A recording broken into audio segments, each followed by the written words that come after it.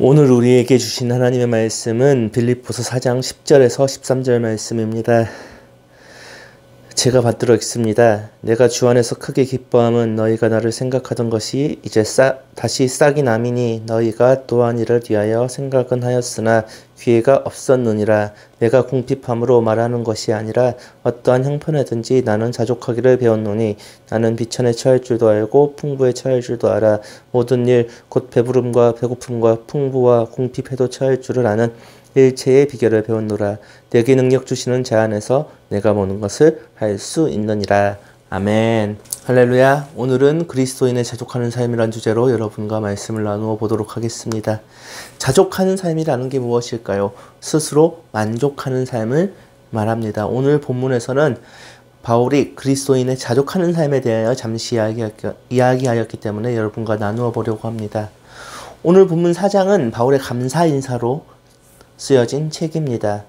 오늘 본문에 있는 4장은 바울이 빌립보 교회에게 자신의 선교 사역에 동참하였음에 감사하는 내용입니다. 그런데 오늘 10절에서는 다른 내용이 나오고 있습니다. 빌립보 교회는 사도 바울의 전도 사역 초기에 빌립보 교회는 바울의 사역에 물질로서 동참하였습니다. 그러나 시간이 지나고 나서는 이 물질 후원을 멈추었습니다. 그리고 바울이 옥에 갇히고 나서는 물질적인 도움을 다시 주었던 것입니다. 그렇기 때문에 바울은 이 모습을 보고 매우 기뻐했습니다. 바울은 왜 기뻐했을까요? 자신의 전한 복음의 열매를 빌립보 교회에서 보았기 때문입니다. 복음을 받아들인다면, 복음을 믿는다면 분명한 변화가 있습니다. 오늘 빌립보 교회는 변화가 있었기에 물질로 그리스도의 일에 동참하는 그 변화된 모습을 보여주었기에 바울은 기뻐했습니다. 그러면서 바울은 복음 안에 있으면 여러 가지 놀라운 일들이 일어난다고 오늘 이야기하고 있습니다. 11절 12절을 보면 이런 말이 나옵니다. 내가 궁핍함으로 말하는 것이 아니라 어떠한 형편에든지 나는 자족하기를 배웠노니 나는 비천에 처할 줄도 알고 풍부에 처할 줄도 알아. 모든 일 곧 배부름과 배고픔과 풍부와 궁핍에도 처할 줄 아는 일체의 비결을 배웠노라. 아멘. 바울은 자신의 경험으로 이야기합니다. 자신이 어떻게 사는지 이야기해주고 있습니다. 빌립보 교회의 물질적인 후원에 감사한 것은 단순히 돈을 보내주어서 감사한 것이 아니라 기뻐서 감사 인사를 전한 것이다 라고 말합니다. 그러면서 바울은 어떠한 형편에든지 자신은 자족하는 법을 배웠다고 말하고 있습니다. 이 자족하는 생활은 모든 믿는 자에게 배워야 하는 생활 방식입니다. 예수님께서는 제자들을 보내실 때에도 너희는 전대에 금이나 은이나 동이나 가지지 말고 여행을 위하여 주머니나 두버롯이나 신이나 지팡이를 가지지 말라라고 말씀하셨습니다. 그만큼 그리스도인들은 세상에서 세상의 방식이 아닌 방법으로 살아남는 법을 배워야 한다는 것입니다. 그리고 서로 돕는 법을 배워야 한다는 것입니다. 그런데 이 자족하는 생활은 가난한 삶이 아닙니다. 중세 수도사처럼 자신의 모든 것을 내버리고 사는 것이 아니라 어떠한 상황 속에서든 살아남는 법을 말하는 것이 그리스도인으로서 자족하는 법입니다. 그리스도인의 자족하는 삶은 비천에도 처할 줄 알고 가난에도 처할 줄 알고 풍부에도 처할 줄 아는 부해지는 삶도 살아낼 수 있는 삶을 말하는 것입니다. 그리스도인이라면 배부를 줄도 알고 배고플 줄도 알며 풍부에 처할 줄도 알며 궁핍에 처할 줄도 알아야 합니다. 바울은 자신은 그리스도인으로서 배부를 줄도 알고 배고플 줄도 알며 풍부에 처할 줄도 알며 궁핍에 처할 줄도 알고 있다라고 이야기하고 있습니다. 왜 이런 말을 하고 있을까요? 여러분에게 질문을 한번 드려볼까요? 어떤 가난한 사람이 로또 1등이 되었습니다. 그렇다면 그 사람의 삶은 행복할까요? 아닙니다. 이 사람은 돈을 쓰는 법도 이 자산을 관리하는 법도 배우지 못한 사람입니다. 그렇다면 그 돈을 제대로 쓰고 그 돈에 맞는 삶을 제대로 살 수 있을까요? 아니요. 못합니다.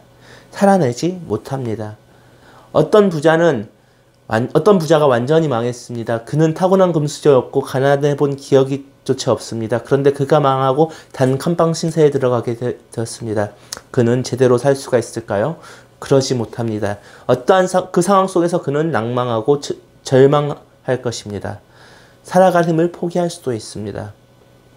세상에서도 갑자기 삶이 바뀌면 삶의 방식을 따라가지 못해서 실패하는 일들이 너무나 많습니다. 낙심하는 일들이 너무나 많습니다.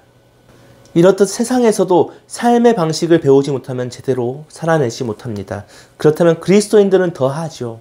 그리스도인은 그리스도의 방법대로 세상을 살아내야 합니다. 그런데 우리가 어떤 환경에 처하여 놓고도 어떤 환경에 막 대면하고도 그 상황을 이겨내려면 그것을 이길 방법을 알고 있어야 하는 것입니다. 어떻게 우리는 그 삶을 살아낼 수 있을까요? 우리는 어떠한 상황 속에서도 주님을 먼저 바라보아야 하는 것입니다. 주님을 먼저 바라보고 주님이 주신 그 환경이 나에게 어떤 의미인지 찾아야 하고 그 환경 속에서 내가 최선을 다하는 것입니다. 다윗은 목동에서부터 왕까지 올라간 사람입니다. 그는 왕에 오르기 전 사울왕에게 쫓기면서 광야 생활을 경험했습니다. 그리고 목동 시절에는 백성들의 생활을 경험했고요. 그런데 그러한 삶 속에서 그가 가장 중요시 생각했던 것은 언제나 하나님과 함께하는 삶을 살았다는 것입니다. 여러 가지 경험을 하면서 하나님과 함께 동행하며 최선을 다했습니다. 만약 다윗이 아무 경험 없이 왕의 자리에 올랐다면 어떻게 되었을까요? 백성들의 삶을 제대로 이해할 수가 있었을까요? 그 나라를 제대로 다스릴 수가 있었을까요? 다윗이 쫓긴 경험이 없었다면 자신의 아들 압살롬에게 쫓겼을 때 그는 제대로 도망갈 수가 있었을까요? 그는 여러 상황 속에서 하나님과 함께 동행하는 삶을 경험함으로써 최선의 삶을 살았으므로 하나님의 일하심을 보았고 모든 상황을 이길 힘을 얻는 것을 체험했습니다. 그렇기 때문에 다윗은 모든 상황 속에서 주를 찬양하였고 최선을 다해 살아남을 수 있었습니다. 우리도 마찬가지입니다. 우리도 모든 상황 속에서 어떠한 상황 속에서 주님이 주시는 그 감사함으로 나아가야 합니다. 주님이 주시는 방법으로 최선을 다해 우리 앞에 닥친 상황을 헤쳐나가야 합니다.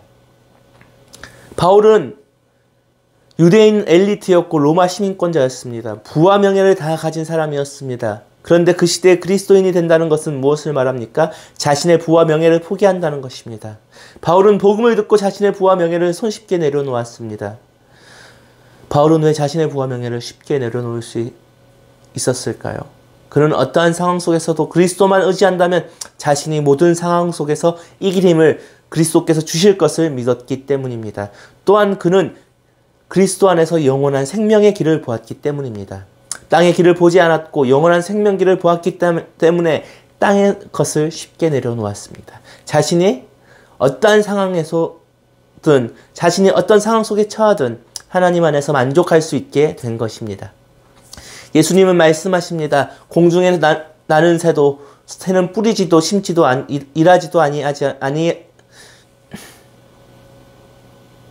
예수님은 말씀하십니다. 공중에 나는 새는 뿌리지도 심지도 일하지도 않지만 하나님께서 먹이신다고 말씀하십니다. 하나님께서는 우리가 어떤 상황에 처하든 우리가 만족할 수 있게 하시는 분입니다. 그렇기 때문에 우리는 주어진 삶에 최선을 다하고 욕심을 내지 않고 만족하는 삶을 살아가야 하는 것입니다. 우리는 탐욕도 염려도 버리고 날마다 하나님께 일용할 양식을 구하며 언제나 우리의 형편에서 최선을 향해 살아가면 하나님께서 우리에게 자족할 수 있게 해주신다고 약속하셨기 때문입니다. 그렇기 때문에 바울은 그리스도 안에서 모든 것을 할 수 있다라고 말하는 것입니다. 그러나 우리는 나약한 인간입니다. 그러기에 우리는 우리가 겪는 상황 속에서 우리는 무너지기 십상입니다. 그런데 바울은 그리스도 안에 있다면 무엇이든 할 수 있다라고 얘기합니다. 13절은 말합니다. 내게 능력 주시는 자 안에서 내가 모든 것을 할 수 있느니라. 내게 능력 주시는 자, 다시 말해 바울에게 그 능력을 주신 분 그리스도 안에 있다면 자신에게 모든 것 11절 12절에서 말한 모든 상황 속에서 만족하고 자족할 수 있는 능력을 받았다라고 말하고 있는 것입니다. 예수님은 어떠한 환경 속에서도 낙심치 않고 자족할 수 있는 능력을 우리에게 주셨습니다. 우리가 그리스도 안에 있다면 우리가 어떤 상황 속에서도 낙심하지 않고 자족할 수 있도록 예수님은 우리를 붙들어 주십니다. 능력을 주십니다. 그리고 위로와 힘과 도움까지도 우리는 받습니다. 여러분, 우리는 막상 어려운 일이 닥치면 낙심합니다. 그러나 그리스도 안에 있다면 우리는 낙심하지 않고 일어날 수 있습니다. 그리스도께서 우리에게 모든 것을 할 수 있는 능력을 주시기 때문입니다. 하나님은 전능하신 분입니다. 하나님께서는 약속을 지키시는 분입니다. 늙은 아브라함과 사라에게 아들을 주시겠다고 했을 때 하나님께서는 여호와께서 능치 못한 일이 있겠느냐고 말씀하셨습니다. 하나님은 그리고 아브라함과 사라에게 이삭이라는 아들을 허락하여 주셨습니다. 하나님은 능력이 있고 능치 못함이 없는 분임을 우리가 언제나 기억해야 합니다. 그러나 우리는 하나님의 능력을 언제나 의심하고 망각합니다. 그리고 세상의 사람과 돈을 의지합니다. 그렇다면 우리는 세상과 돈을 의지한다면 세상에서 자족할 수가 있을까요? 아닙니다. 세상의 것은 우리를 더욱더 나락에 빠뜨릴 것입니다. 그러나 우리가 어떠한 상황 속에서도 하나님을 의지하고 나아간다면 하나님께서는 우리에게 언제나 피곤치 않고 날마다 새 힘을 얻게 하여 주십니다. 독수리가 나에게 치며 올라갈 것 같은 상황을 분명히 만들어 주실 것입니다. 말씀을 마무리하겠습니다. 우리는 복음 받은 자들입니다. 그리스도 안에 있는 자들입니다. 우리는 언제나 그리스도 안에서 살아가야 합니다. 그러나 우리는 세상에서 넘어지고 낙심할 때가 많습니다. 세상 풍파에서 나는 매일같이 쓰러집니다. 이것을 이길 힘이 없다고 느껴집니다. 그러나 오늘 바울은 그리스도 안에서 거할 때 모든 것을 할 수 있다라고 말하고 있습니다. 여러분, 낙심하지 마십시오. 우리가 언제나 그리스도를 붙들고 그리스도 안에 거한다면 우리가 언제나 자족하고 어떠한 상황 속에서 만족함을 얻을 수 있습니다. 세상 욕심으로 살지 않고 오직 하나님이 나에게 주신 것으로 살 수가 있을 것입니다. 그러할 때 우리는 우리 앞에 있는 그 어려운 상황까지도 우리는 분명하게 이길 수 있을 것입니다. 기도하시겠습니다. 언제나 함께 하시는 주님 감사합니다. 오늘 우리에게 말씀하신 것처럼 우리가 언제나 주님 안에서 모든 것을 할 수 있음을 믿고 나아가게 하여 주시옵소서. 주님, 우리가 주님의 능력을 의지해야 하는데 세상의 돈과 세상의 힘을 의지하며 살았습니다. 세상의 것을 의지할 때마다 더욱 바닥으로 떨어지는 것을 보았습니다. 주님, 우리가 언제나 그리스도 안에서 그리스도의 능력으로 세상 안에서 만족하고 세상 안에서 승리하는 삶을 더하여 주시옵소서. 우리에게 능력을 더하여 주시고 세상에 이길 힘을 허락하여 주시옵소서. 낙심하고 있는 청년들이 있으면 주님께서 그들을 일일이 만져주셔서 새 힘을 허락하여 주시옵소서. 이 모든 말씀 예수 그리스도 이름으로 기도합니다. 아멘.